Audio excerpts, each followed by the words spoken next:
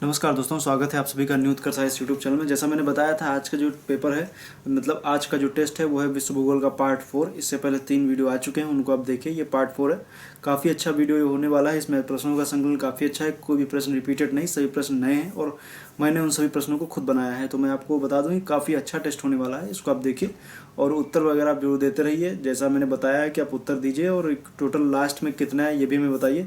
काफ़ी कम लोग बताते हैं, लेकिन जितने बता रहे हैं लेकिन आप लोग उसी तरीके से बताते रहिए कि किस तरीके से प्रश्न पूछे जाएं, ये भी आप बताइए। जैसे आने वाले समय में कौन से टेस्ट बनाए जाएं, तो जैसे मैं कल का बता दूं, कल का जो टेस्ट होने वाला है वो जनसंख्या एवं नगरीकरण पे होगा, जिसमें हम भारत की जनसंख्या के संबंधित जो प्रश्न आते रहे हैं उनके बारे में आपके सामने रखेंगे। जनसंख्या संबंधित प्रश्न आएंगे और तो एक दो प्रश्न आपको विश्व की जनसंख्या से मतलब विश्व के संदर्भ में भी आपको प्रश्न देखने को मिलेंगे, एशिया संबंधित और विश्व की जनसंख्या से संबंधित भी आपको कुछ प्रश्न देखने को मिलेंगे। तो कल सुबह 11 बजे आप लोग आना मत भूलिए।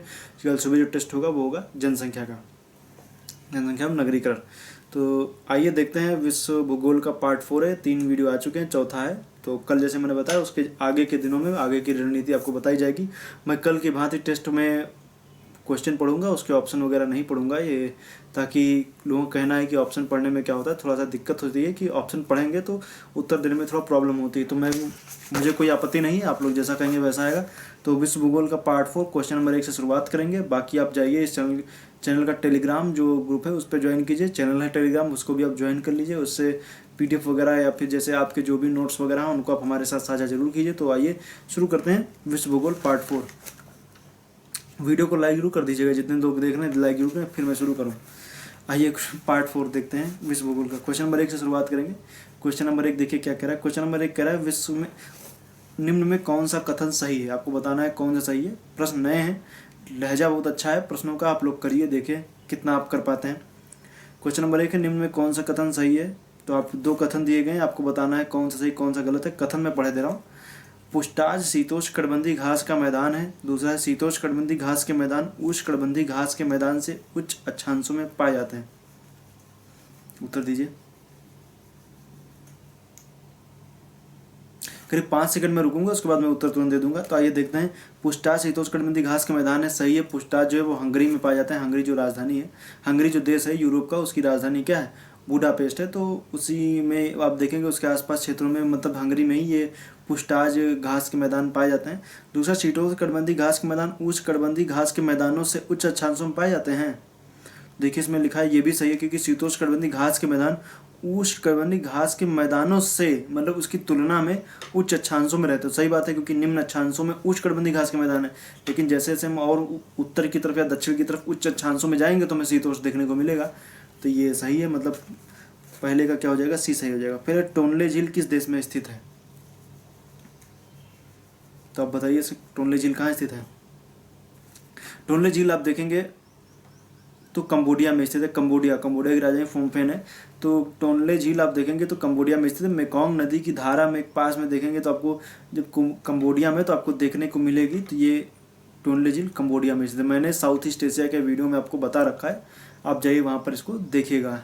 साउथ ईस्ट एशिया के वीडियो में उसमें मैंने आपको मिल जाएगा, दक्षिण पूर्व एशिया मैंने बताया है। नेक्स्ट है क्वेश्चन नंबर 3, कोर्सिका द्वीप जो कि भूमध्य सागर में स्थित है किस देश के अधिकार क्षेत्र में है।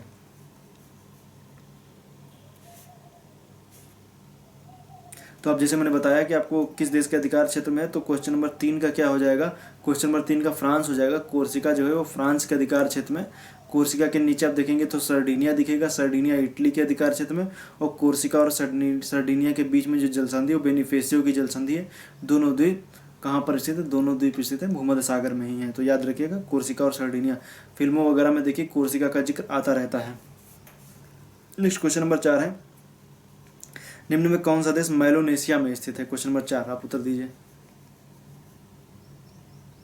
मैं देख रहा हूँ कितने लोग उत्तर दे रहे हैं, कौन पहले दे रहा है कौन बाद में दे रहा है। आप दीजिए, कोई नहीं, अब नहीं आता है तुक्का ही कुछ लगाइए, बाद में सही तो मैं बताऊंगा ही। तो आप लोग उत्तर दीजिए।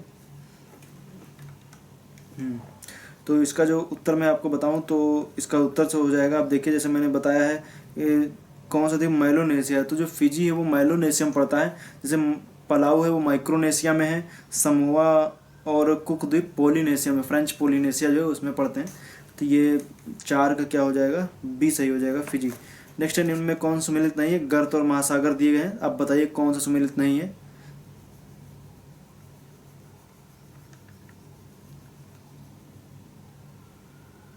तो आइए देखते हैं।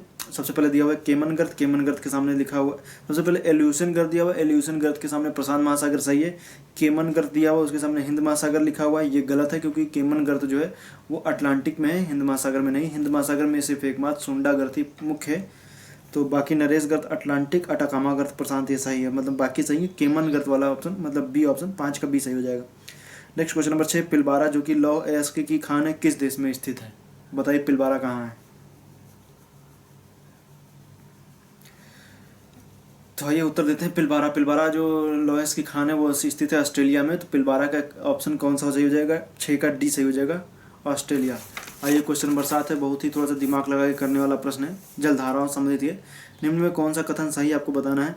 गर्म जलधाराओं का तापमान मार्ग में आने वाले जल के तापमान से कम होता है, पहला हो गया।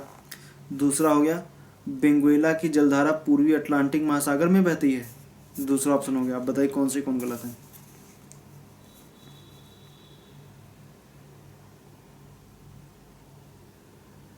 तो ये देखते हैं इसका उत्तर। आप देख रहे होंगे ऑप्शन के आधार पर। गर्म जलधाराओं का तापमान मार्ग में आने वाले जल के तापमान से कम होता है, गलत है क्योंकि जो तापमान गर्म है वो मार्ग में आने वाले तापमान से अधिक होता है, क्योंकि अपने आप में गर्म है, जो जिस मार्ग पे जा रही है वहाँ का तापमान ठंडा होगा तभी तो उसकी तरफ जा रही है। तो मतलब सामने वाला जल का तापमान ठंडा है, तब ये गर्म है, तो तापमान किसका अधिक होगा? गर्म वाले का अधिक होगा ना। तो तापमान से कम होता है, गलत है, जल के तापमान से अधिक होता है, कम नहीं होता। बेंगुएला की जलधारा पूर्वी अटलांटिक महासागर में बहती है, तो आप देखेंगे ये उत्तर सही हो जाएगा। बेंगुएला की जलधारा अफ्रीका के तट के सहारे बहती, तो अगर जो अटलांटिक महासागर को देखेंगे तो वो पूर्वी अटलांटिक पड़ेगा। तो 7 का क्या हो जाएगा? 7 का बी सही हो जाएगा, केवल 2, एक वाला गलत है। फिर 8 है, निम्न में कौन सम्मिलित नहीं है? देश और राजधानी है, आप बताइए कौन सम्मिलित नहीं है?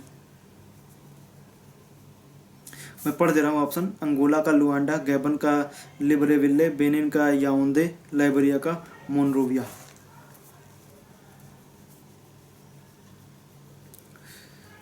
आइए उत्तर इसका मैं देता हूँ। बेनिन के सामने जो युआंदे लिखा हुआ है, युआंदे तो अब देखेंगे तो राजधानी किसकी? कैमरून की है, और बेनिन की आप देखेंगे तो पोर्टो नोवा है। तो जो क्वेश्चन नंबर 8 का क्या हो जाएगा? सी सही हो जाएगा।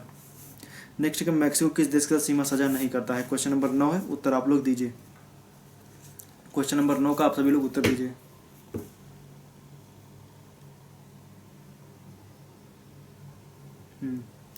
उत्तर दीजिए आप लोग क्वेश्चन नंबर 9 का।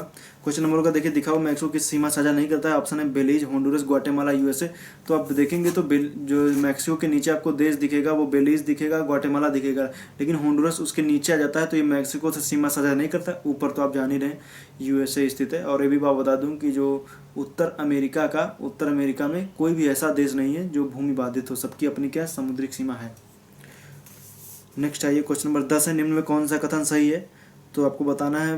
पहला में तथ्य है जिसमें लिखा हुआ कूट के आधार पर उत्तर दीजिएगा। नेक्स्ट है फुकुओका शहर जो जापान में स्थित क्यूशू द्वीप पर स्थित है, पहला हो गया। दूसरा, ओसाका सूती वस्त्र उद्योग के लिए प्रसिद्ध है। बताइए कौन सही कौन गलत है?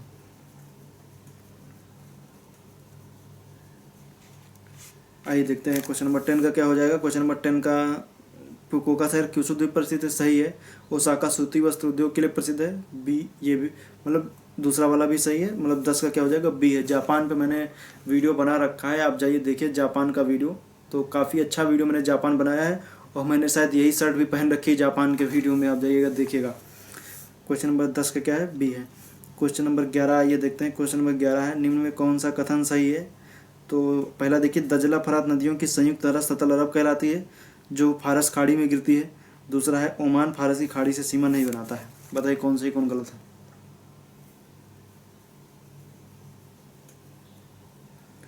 तो क्वेश्चन नंबर 11 में ये देखते हैं, दजला फरात नदियों की संयुक्त धारा सतल अरब कहलाती है, सही है। और ये फारस खाड़ी में गिरती है, ये भी सही, मतलब पर्शियन खाड़ी में गिरती है। और जो लिखा हुआ है ओमान फारसी खाड़ी से सीमा नहीं बनाता, ये सही, क्योंकि ओमान फारसी खाड़ी से सीमा नहीं बनाता, क्योंकि उसके तुरंत बाद क्या होता है?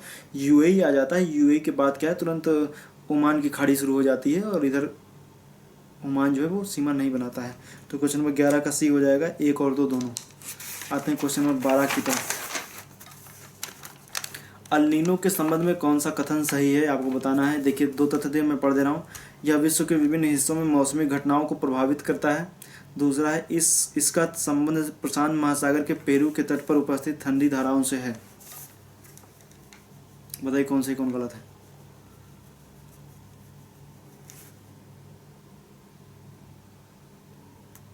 आइए उत्तर देते हैं इसका। क्वेश्चन नंबर 12 जो मैंने बताया है, तो यह विश्व के विभिन्न मौसमी घटनाओं को प्रभावित करता है। सही है, क्योंकि अब जान रहे हैं जब एल नीनो आता है तो कई क्षेत्रों में सूखा पड़ जाता है। तो जब सूखा पड़ जाता है तो पहली बात तुम कई जगहों के मौसमों को प्रभावित कर देता है, मानसून प्रभावित कर देता है, तो मौसमी घटनाएं इससे प्रभावित होती हैं। फिर दूसरा, इसका संबंध प्रशांत महासागर के पेरू के तट पर उपस्थित ठंडी धाराओं से, ये गलत है क्योंकि वो गर्म धाराओं से, ठंडी नहीं है। तो क्योंकि वो एल नीनो अपने आप में गर्म जलधारा है, तो इसका जो उत्तर सही हो जाएगा ये ठंडी ना होकर के क्या हो जाएगा, गर्म हो जाएगा, मतलब 12 का ए सही है।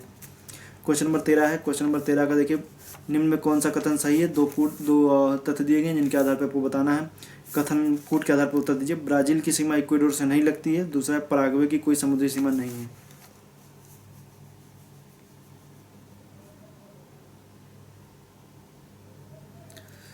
आइए उत्तर देते हैं इसका। ये ब्राज़ील की सीमा इक्वेडोर से नहीं लगती, ये सही है। ब्राज़ील की सीमा इक्वेडोर से नहीं लगती है। पराग्वे की कोई समुद्री सीमा नहीं है, ये भी सही है। तो 13 का क्या हो जाएगा, 13 का जो सही हो जाएगा वो सी हो जाएगा, मतलब एक और दो दोनों। और ब्राज़ील की सीमा जो है वो दक्षिण अमेरिका के लगभग सभी देशों से लगती है, दो देशों को छोड़ करके। एक तो है चिली, दूसरा है इक्वेडोर, बाकी फॉकलैंड तो द्वीप ही है, उससे भी नहीं लगती है।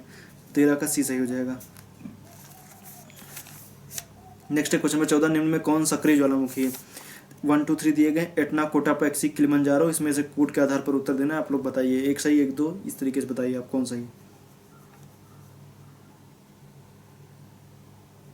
तो क्वेश्चन नंबर 14 का जो सही है वो ए सही है, 1 और 2, क्योंकि किलिमंजारो जो है वो शांत हो गया है, उसमें कोई ज्वालामुखी उद्गार वगैरह नहीं होता है। तो क्वेश्चन नंबर 14 का क्या हो जाएगा, 3 जो ए सही हो जाएगा, 1 और 2। एटना जो है इटली में, कोटापैक्सी इक्वेडोर में, किलिमंजारो केन्या और तंजानिया की सीमा पर है। किलिमंजारो अफ्रीका की सबसे ऊंची चोटी भी है। कोटापैक्सी सर्वाधिक ऊंचाई पर स्थित सक्रिय ज्वालामुखी, एटना जो है वो इटली में है। क्वेश्चन 15 है, निम्न में कौन सा मृदा अपरदन का कारण नहीं है।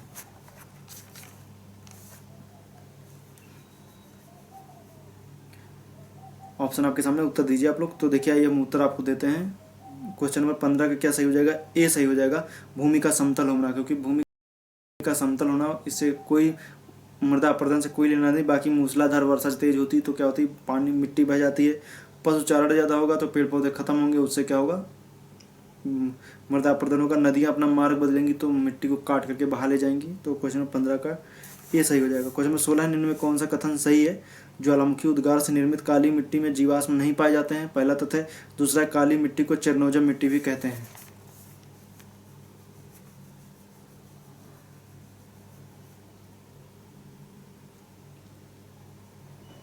उत्तर दीजिए आप सभी लोग, उत्तर दीजिए। जितने भी लोग आए हैं सब लोग उत्तर दीजिए, जितने लोग भी हैं सब लोग उत्तर दीजिए। आप नहीं पता है उत्तर देना तो आप कमेंट बॉक्स में जाइए, वहाँ पे दे दीजिए, या तो फिर आप लाइव चैट में जो लाइक डिसलाइक उसके बाद शेयर इस तरीके का ऑप्शन, वहीं पे एक लाइव चैट का ऑप्शन आता है। जो लोग सुबह 11 बजे देखते हैं उनके लिए बता रहा हूँ, तो वहाँ पे आप लाइव चैट में आइए और तुरंत उत्तर दीजिए आप लोग। तो क्वेश्चन नंबर 16 का देखिए, ज्वालामुखी उद्गार से निर्मित काली मिट्टी में जीवाश्म नहीं पाए जाते हैं, ये सही है। काली मिट्टी में जीवाश्म नहीं होते, क्योंकि कौन सा लावा के अंदर कौन सा जीवों का आश्म मिलेगा, तो सही हो गया। काली मिट्टी को चेरनोजम भी कहते हैं, सही है। ये यूक्रेन वगैरह के उधर क्षेत्रों में इसको चेरनोजम भी बोला जाता है। तो 16 का क्या हो जाएगा, सी सही हो जाएगा, 1 और 2। क्वेश्चन नंबर 17 देखिए क्या कहता है, निम्न में कौन सा कथन सही है। हुआंगो नदी चिली की खाड़ी में गिरती है। दूसरा है, हुकोज जलप्रपात हुआंगो नदी पर स्थित है। बताइए कौन सही कौन गलत है।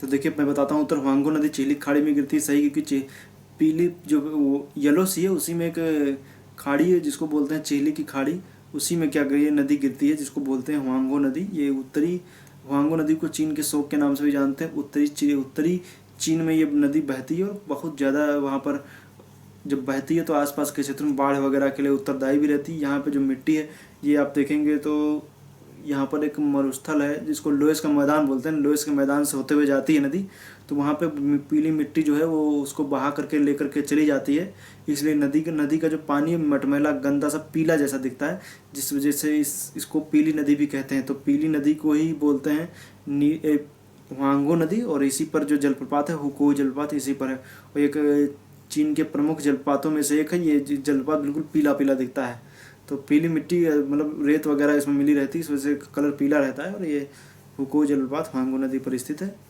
या पीली नदी पर स्थित, दोनों बातें सही। 17 का क्या सही हो जाएगा, सी सही हो जाएगा। देखिए दरअसल इस टेस्ट को बनाने में बहुत मेहनत की गई है, आपको इसका एहसास ही नहीं होगा कि कितनी मेहनत की गई है। ये टेस्ट पेपर इतने आसानी से नहीं बनते। पहले क्वेश्चन 25 बनाने पड़ते हैं, क्वेश्चन 25 बनाने के बाद में उनको टाइप किया जाता है, टाइप करने के बाद में उनको सबसे पहले टाइप करने के बाद जिसने टाइप किया है, मतलब जिन्होंने टाइप करके भेजा, फिर उसको एक एक क्वेश्चन के स्क्रीनशॉट लेने पड़ते हैं, स्क्रीनशॉट लेने के बाद उसको कट करना पड़ता है उतने स्क्रीनशॉट को, फिर ये जब वीडियो को एडिट करने के बाद उसमें एक एक स्क्रीनशॉट लगाना पड़ता है, फिर एक काफ़ी लंबी प्रक्रिया है। इसलिए इसकी मेहनत को समझिए, एक वीडियो को बनाने में बहुत मेहनत लगती है, आसान काम नहीं है वीडियो बनाना। उसी तरीके से आप भी अपना भी दायित्व आप निभाइए, वीडियो को पूरा देखिए, मित्रों के साथ शेयर वगैरह जरूर कीजिए। जो भी तैयारी करने वाले स्टूडेंट हैं उनसे बोलिए कि वीडियो देखा करें, और आप कोशिश किया कीजिए कि वीडियो को ऑनलाइन ही पूरा देखा कीजिए, बाद में आप डाउनलोड कर लीजिए। मैं ये नहीं कह रहा कि आप डाउनलोड मत कीजिए, लेकिन कोशिश कीजिए कि उसको ऑनलाइन ही देखा कीजिए, पूरा एक बार देख डालिए। वीडियो नहीं देखना आप चला के छोड़ दीजिए, एक बार देख ले, 2 बार देख ले। तो कहने का मतलब ये कि वॉच टाइम कम से कम होना चाहिए। मैं जैसे 25 मिनट की वीडियो बनाता हूँ तो 2-3 मिनट में ही लोगों का धैर्य जवाब दे जाता है, लोग गायब हो जाते हैं। तो जो वॉच टाइम आता है वो 3 मिनट 4 मिनट इसके ऊपर नहीं आ पाता है। इसलिए मैं कह रहा हूँ कि थोड़ा सा धैर्य बना करके वीडियो आप देखिए। जितने भी लोग देखते हैं कम से कम पूरी वीडियो देखने की कोशिश किया कीजिए। बाद में भी आप फ्री हैं चला के छोड़ दिया कीजिए, वीडियो चलती रहेगी। तो आप लोग किसी तरीके से आप वीडियो को देखा कीजिए। काफ़ी मेहनत लगती है वीडियो को बनाने में, क्योंकि ये बनाई आप लोगों के लिए जाती है। जैसे मैं देख रहा हूँ इधर काफ़ी दिनों से जो टेस्ट पेपर बनाए जा रहे हैं, इनमें किसी का कोई खास दिलचस्पी है नहीं। मैं जान रहा हूँ दिलचस्पी ना होने के पीछे कई कारण हैं। उनका कारण यही है कि टेस्ट पेपर का एक तो टफ होना, सबसे मेन कारण यही है कि टेस्ट पेपर का टफ होना। दूसरी चीज़ लोगों को PDF ना मिलना। लोग क्या करते हैं, PDF लोगों को PDF चाहिए। मैं समझ सकता हूँ PDF पढ़ना आसान काम होता है, लेकिन दरअसल इस दौर में आप देखेंगे तो हम वीडियो किस लिए बना रहे हैं, आप लोग बना रहे देखें ताकि इसलिए बना रहे हैं। बाकी आप वीडियो एक बार ऑनलाइन देखा तो कीजिए। जो लोग ऑनलाइन नहीं देखते, सबसे अच्छा तरीका कि आप खुद नोट कीजिए। PDF हो या आप वीडियो को रोक के पॉज करके वीडियो आप नोट कर लीजिए क्वेश्चन। सबसे अच्छा तरीका तो यही है। इस तरीके के क्वेश्चन आपका मैंने भी नोट कर रखे हैं, सब क्वेश्चन मैंने भी नोट कर रखे हैं। ऐसा नहीं कि मैंने नहीं नोट किया, एक एक प्रश्न नोट किया गया है। ऐसा नहीं कि कहीं लिखा हुआ था मैंने नोट कर लिया। आपको तो लिखे हुए प्रश्नों को नोट करना और टिक करते चले जाना। ईयरफोन लगाइए, टिक करते चले जाइए, इसका सही है, इसका सही। बाकी आप उसके बाद अपने टेलीग्राम चैनल पर आप शेयर कीजिए कि आपने ये नोट किया हुआ है। तो ये काफ़ी अच्छा तरीका है और इसको आप नोट किया कीजिए। वीडियो को पूरी से पूरी देखने की कोशिश किया कीजिए और उत्तर जरूर दिया कीजिए, क्योंकि जितने लोग रहते हैं ऑनलाइन वो लोग उत्तर सब नहीं देते हैं। इसलिए आप उत्तर जरूर दिया कीजिए। मैं जानता हूँ कि लोगों को क्या है, फटाफट चीज़ें चाहिए और वो अपने रास्ते निकल जाए। लोगों को यही चाहिए। मैं जान रहा हूँ, समझ रहा हूँ लोगों की स्थिति क्या है। लेकिन आप लोग उस स्थिति में ना रहें, थोड़ा सा वीडियो को देखा कीजिए। और मैं जानता हूँ सबको PDF चाहिए, PDF चाहिए तो उत्तर के साथ चाहिए। सिर्फ PDF किसी को नहीं चाहिए। मैं उत्तर इसलिए नहीं देता हूँ क्योंकि मैं उत्तर दे दूंगा तो जो मैं वीडियो बना रहा हूँ ना, इसको जो लोग देख रहे हैं वो भी PDF डाउनलोड करके अपना निकल लेंगे, कोई नहीं देखेगा। इस वजह से मैं PDF देना भी बंद कर दूँगा। PDF भी नहीं दी जा रही, बाद में भविष्य में दी जाएगी। बाकी टेलीग्राम चैनल पर शेयर कर दी जाएगी। उत्तर नहीं मिलेंगे, उत्तर के लिए आपको वीडियो देखना ही पड़ेगा। तो काफ़ी अच्छे प्रश्न का संग्रह है, बहुत ही इंपॉर्टेंट प्रश्न है। इसको आप ध्यान से अच्छे से इसको कीजिए। क्वेश्चन नंबर 17 हम पढ़ चुके हैं। 18 की तरफ हम आते हैं। निम्न में कौन सा कथन सही है?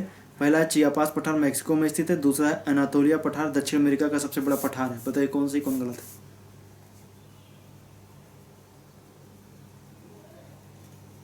तो ये देखते हैं, चियापास पठार मैक्सिको में स्थित है, ये सही है। बाकी अनातोलिया पठार दक्षिण अमेरिका का सबसे बड़ा पठार है, गलत है, क्योंकि अनातोलिया पठार तो तुर्की में है, और जब तुर्की में है तो दक्षिण अमेरिका का कोई मतलब ही नहीं। तो 18 का ए सही हो जाएगा।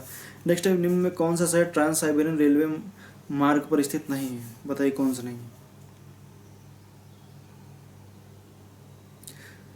ऑप्शन में उत्तर में बताता हूँ। इरकुट्स्क, सुला, चेलियाबिंस्क दिया हुआ। उफा इसका उत्तर सही हो जाएगा, क्योंकि इरकुट्स्क, सुला, चेलियाबिंस्क, चीटा ये सब क्या है, और इधर लेनिनग्राद हो गया, पीटर्सबर्ग, लेनिनग्राद या पीटर्सबर्ग, इधर व्लादिवोस्तोक, ये सब क्या है, ट्रांस साइबेरियन रेलवे ट्रैक पर स्थित है। इसकी शाखाएं मंगोलिया, उत्तर कोरिया, चीन तक भी जाती हैं। 19 का डी सही हो जाएगा। फिर क्वेश्चन नंबर 20 आइए देखते हैं। निम्न में कौन सा कथन सही है?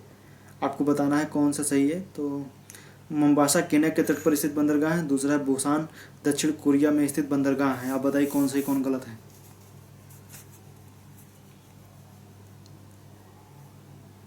तो आप लोग उत्तर दीजिए। देखिए, मोम्बासा केन्या के तट पर स्थित बंदरगाह शहर है, सही है। बुसान दक्षिण कोरिया में स्थित बंदरगाह शहर है, ये भी सही है। बुसान दक्षिण कोरिया में स्थित है और मोम्बासा केन्या तट पर केन्या में स्थित है। काफ़ी फेमस बंदरगाह शहर है। तो जो 20 का क्या हो जाएगा, बी सही हो जाएगा। 1 और 2 दोनों। फिर आते हैं क्वेश्चन नंबर 21 की तरफ। सुमेलित करना है। निम्न में कौन सुमेलित नहीं है? बांध और नदी दिया गया, आप बताइए कौन सुमेलित नहीं है।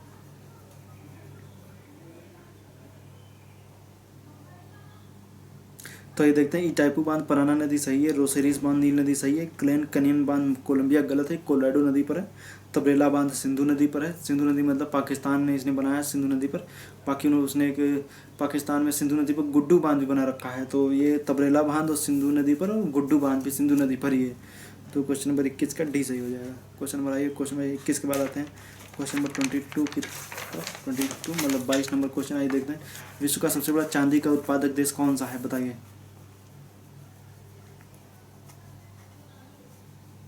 तो चांदी का जो सबसे बड़ा उत्पादक देश है वो इस देश है मैक्सिको। तो क्वेश्चन नंबर 22 का सी सही हो जाएगा, मैक्सिको सही है। फिर आते हैं क्वेश्चन नंबर 23 की तरफ, प्राकृतिक रबड़ का उत्पादक कौन सा देश करता है, मतलब सर्वाधिक उत्पादन कौन सा देश करता है, आप बताइए।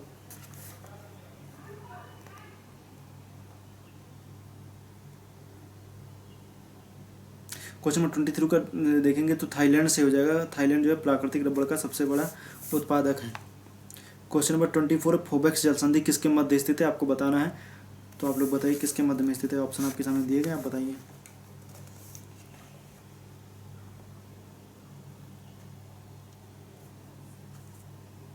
तो देखिए, फोबेक्स जल संधि उत्तरी न्यूजीलैंड और ऑस्ट्रेलिया के बीच में स्थित है, गलत है, क्योंकि इसके बीच में तो तस्मान सागर है, इसका इधर कोई लेना देना नहीं। दक्षिणी न्यूजीलैंड और स्टीवर्ट द्वीप के बीच में सही यही स्थित है, क्योंकि स्टीवर्ट द्वीप भी देखेंगे तो है न्यूजीलैंड का ही, उसी के बीच में फोबेक्स जल संधि स्थित है। गूगल मैप सर्च कीजिए, दिख जाएगा वहाँ पे। और उत्तरी न्यूजीलैंड और दक्षिणी न्यूजीलैंड के बीच में कुक जल संधि है, स्टीवर्ट द्वीप और ऑकलैंड द्वीप के बीच में उस तरह कोई फेमस जल संधि नहीं है। तो 24 का डी सही है, याद रखिएगा। फिर है क्वेश्चन नंबर 25 की तरफ हम आ गए हैं। आप लोग जिसे देख रहे हैं देखते रहिए। क्वेश्चन नंबर 25 में पढ़ते हैं, और कल का टेस्ट जो है वो है जनगणना का, आप लोग उसको देखिए, जनसंख्या में नगरीकरण का। सुबह 11 बजे टेस्ट आता है, कोशिश क्या कीजिए 11 बजे आ जाइए। आप किसी कोई भी कितने भी काम में बिजी हो, अपने कामों को छोड़िए, 11 बजे सुबह टेस्ट में आने की कोशिश कीजिए। बाकी जैसे किसी की नेटवर्क प्रॉब्लम है या ऐसा कुछ है तो उसकी कोई समस्या नहीं है, बाद में भी देख सकते हैं।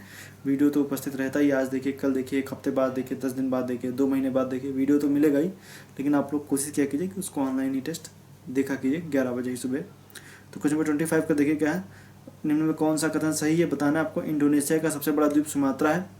दूसरा, बाली द्वीप और जावा द्वीप के मध्य लोम्बक जल संधि स्थित है।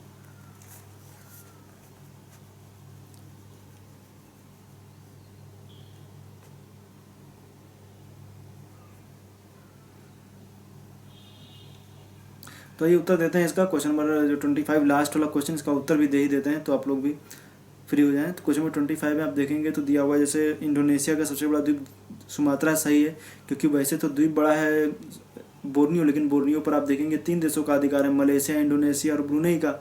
तो जब 3 देशों का अधिकार है तो, लेकिन इंडोनेशिया के पास उतना बड़ा क्षेत्र नहीं, तो इंडोनेशिया का सबसे बड़ा द्वीप जो होता है वो सुमात्रा ही। बाकी बाली द्वीप और जावा द्वीप के मध्य लोम्बोक जल संधि स्थित है, गलत है, क्योंकि जो बाली द्वीप और लोम्बोक द्वीप, बाली जैसे आप देखेंगे तो जावा दिखेगा, जावा के बाद दिखेगा बाली, बाली के बाद दिखेगा लोम्बोक। उसके बाद में जब इन तीनों द्वीपों को देखेंगे तो बाली द्वीप और लोम्बोक द्वीप के बीच में लोम्बोक जल संधि है, और बाली द्वीप और जावा के बीच में बाली जल संधि है। तो उसको आप नहीं, मैंने जो पूछा है प्रश्न लोम्बोक पूछा है, तो जावा और बाली और लोम्बोक द्वीप के बीच में लोम्बोक जल संधि स्थित है। क्वेश्चन नंबर 25 का ए सही हो जाएगा 1। तो यहीं पर आज का टेस्ट खत्म हुआ। उम्मीद करता हूँ टेस्ट अच्छा लगा होगा। कल मिलेंगे नए टेस्ट के साथ सुबह 11 बजे। आप लोग सभी उपस्थित हो जाया कीजिए। 11 बजे वीडियो बिल्कुल अपने टाइम पे चलने लगेगी, आप लोग आइए या ना आइए, बाकी आपकी मर्जी है। वीडियो 11 बजे ही शुरू हो जाएगा। बाकी आप लोग अपने आइडिया भी हमारे साथ शेयर कीजिए। आपको अगर जो आपकी कोई नई रणनीति है तो आप मुझे बताइए कमेंट करके, बाकी उस पर भी अमल किया जाएगा। किसी ने मुझे कमेंट करके ही बताया था कि ऑप्शन ना पढ़ा जाए, ये काफ़ी अच्छा भी है, तरीका भी ठीक है। इसी तरीके से आपके अभी अगर कोई सजेशन है तो हमें दीजिए। बाकी मिलते हैं कल के वीडियो में। आप लोग बता दीजिए टोटल आपके कितने सही हुए।